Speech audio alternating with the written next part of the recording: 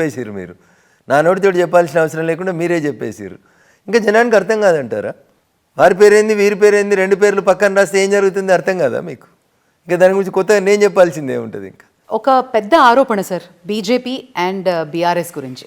గతంలో కూడా మీరు కూడా చాలా బలంగా కవిత అరెస్ట్ అవుతుంది అన్నారు, కానీ కాలేదు. మరి దీన్ని ఎలా చూడాలి? ఈ చీకటి ఒప్పందాలు ఏమైనా ఉన్నాయా? వీళ్ళిద్దరికి స్నేహ సంబంధాలు ఉన్నాయా? తప్పకుండా ఈడీకి వాళ్ళతో ఒప్పందాలు ఉండుంటాయి. లేకపోతే సోనియా గాంధీని పిలిచి కూడా అరెస్ట్ చేయలేదు కదా మేడం. సోనియా గాంధీని కూడా చాలాసార్లు పిలిచింది కదా. కవితను పిలిచినటువంటి ఈడీ అనేటువంటి సంస్థ శ్రీమతి కవిత గారిని పిలిచే కంటే ముందు శ్రీమతి సోనియా గాంధీ గారిని కూడా పిలిచిరు కదా, చాలాసార్లు పిలిచిరు కదా. రాహుల్ గాంధీ గారిని కూడా పిలిచిరు కదా. ప్రియాంక గారి భర్త రాబర్ట్ వాద్రా గారిని కూడా పిలిచిరు కదా. గంటలు గంటలు ఇన్వెస్టిగేషన్ చేసిరు, ఇంటరాగేషన్ చేసిరు కదా. మరి ఆ ముగ్గురిని అరెస్ట్ చేయలేదు కదా. కాంగ్రెస్ తోటి బీజేపీ కూడా ఒప్పందం ఉందంటారా? లేదా? కాంగ్రెస్ తోటి ఒప్పందం లేకపోతే కవితతోటి కూడా ఒప్పందం ఉండదు. ఒప్పందం ఉంటే ఈడీకి కవితతోటి ఒప్పందం ఉన్నప్పుడు సోనియా గాంధీతో కూడా ఒప్పందం ఉండాలి. ఉండొద్దా? సోనియా గాంధీ అయితే ముందు పోయింది కదా, 6 నెలల ముందు. కవిత గారి కంటే ముందు 6 నెలల ముందు సోనియా గాంధీ అదే ఈడీ ఆఫీస్కి పోయింది కదా. మరి సోనియా గాంధీ గారిని కూడా 4 సార్లు పిలిచి ఇంటరాగేషన్ చేసిరు కదా. సోనియా గాంధీ గారిని అరెస్ట్ చేయలేదంటే కాంగ్రెస్ బీజేపీ కలిసిపోయినాయా? ఈ చీకటి ఒప్పందమా? ఎట్లా మాట్లాడతారు తల్లి అనవసరమైనటువంటి మాటలు అంటే బాధపడతారు.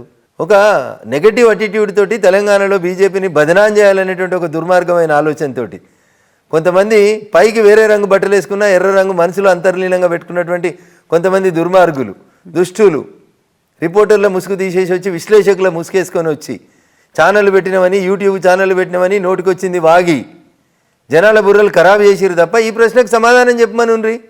ఈడీ సోనియా గాంధీ గారిని విలువలేదా? ఈడీ రాహుల్ గాంధీ గారిని విలువలేదా? ప్రియాంక వారి భర్త రాబర్ట్ వాద్రాని విలువలేదా? మరి ఆ ముగ్గురిని అరెస్ట్ చేయకపోతే కాంగ్రెస్ బీజేపీ రెండు లోపాయికార ఒప్పందం పెట్టుకున్నాయని బీఆర్ఎస్ వాడు ఎందుకో మొరగలే ఆ రోజు? ఎందుకు చేయలేదు?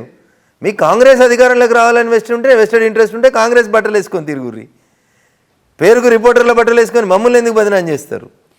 అసెంబ్లీ ఎలక్షన్స్కి ముందు ఇది బాగా వినబడింది సార్, బీజేపీ అండ్ బీఆర్ఎస్. అది కొన్ని టీవీ ఛానళ్లలో కొంతమంది, నేను ఇందాక చెప్పిన కదా, ఎర్ర జెండా వేసుకుంటే వానికి ఎవరు నమస్తే పెట్టాడని ఎర్ర జెండాని పక్కన పెట్టి విశ్లేషకుల దుకాణం పెట్టి టీవీ ఛానళ్ళ దుకాణం పెట్టి ఇదంతా నడిపించారు. కొంతమంది అమాయకులైనటువంటి తెలంగాణ ప్రజల్ని మోసం చేయడం లోపల సక్సీడ్ అయినరు. నిజం నిద్ర లేచేసరికి అబద్ధం ప్రపంచాన్ని చుట్టూ వచ్చిందని వీళ్ళు పొద్దుగా లేవగానే అది ఒకటి ఇట్లా పెట్టి ఇటీటని ఒర్రి ఏం జరుగుతుంది? చిన్నప్పుడు చిన్నేశ్వరి పంచతంత్రంలో చెప్తాడు కదా, పాపం ఒక బాబు నాయన పొద్దున్న లేచి మంచిగా స్నానం చేసి మడిగట్టుకొని ఒక నల్ల మేకను తీసుకొని ఒక ఊరు నుంచి ఇంకో ఊరికి పోతుంటే 4 దొంగలు అనుకుంటారంట ఎట్లయినా పంతుల్ని బురిడి కొట్టించి మేక కొట్టేయాలని. రెగ్యులర్ ఇంటర్వెల్లో కూడా వచ్చి ఏంది పంతులు అంత మంచిగా ఉంది కనుక నల్ల కుక్కను తీసుకుపోతున్నావు అని 4 అనేసరికి అంత పెద్ద మేధావైన పంతులు కూడా ఇది కుక్కనేమో అనుకొని మేక నడిలో వదిలేసిపోతాడు దొంగలకి. అట్లున్నది మన మీడియా పరిస్థితి. I'm sorry to say. మేధావులు చాలా ఉన్నారు సార్ మన మేధావులా ఎవరో డబ్బులు ఇస్తే మేసి మంది మీద విషయం కక్కుతున్న వాళ్ళ. ఆవు నిజాయితీ ఉంటుంది, పాలు ఇస్తుంది. ఆవు పాలు మంచి ఆరోగ్యానికి, తల్లిపాల కంటే గొప్పవి. మీరు చెప్పే మేధావులు మేధావులుగా మారిపోయి పెయిడ్ ఆర్టిస్టులుగా మారిపోయి వాళ్ళకు నచ్చిన పార్టీని ప్రమోట్ చేసేందుకు నడుపుతున్న దుకాణాలు ఇవి. నేను కూడా ఆ వ్యవస్థలో పనిచేసి వచ్చినా కాబట్టి ఇంత కఠినంగా మాట్లాడాల్సి వస్తుంది. అంటే that can be also allegation. ఇంకొక strong allegation sir, KCR Telangana రాష్ట్రాన్ని అప్పులమయం చేశారు, దేశాన్ని మోదీ గారు అప్పులమయం చేశారు అని. దీన్ని ఎలా చూస్తారు? కేసీఆర్ గారు చేసిన అప్పులకి మోడీ గారు చేసిన అప్పులకి మధ్యన ఢిల్లీ ఆస్మాన్ ఫరక్ ఉంటుంది, నక్కకు నాగలోకు అనుకున్నటువంటి ఫరక్ ఉంటుంది. మేము తీసుకొచ్చినటువంటి ప్రతి రూపాయిని మేము ఇన్ఫ్రాస్ట్రక్చర్ డెవలప్మెంట్ కోసం చేస్తూ వచ్చినాం. ఒక వాజ్పేయి గారి పేరిట